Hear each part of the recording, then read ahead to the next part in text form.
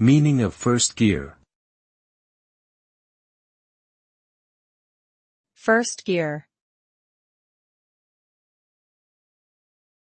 First gear. First gear. First gear. First gear is a term used in automotive engineering and refers to the lowest gear in a manual transmission. It provides the most torque and the least speed, allowing a vehicle to start moving from a stationary position or to climb steep hills. The use of first gear results in slower acceleration but greater pulling power, making it ideal for navigating difficult terrain or towing heavy loads. However, driving in first gear for extended periods can put strain on the engine and decrease fuel economy.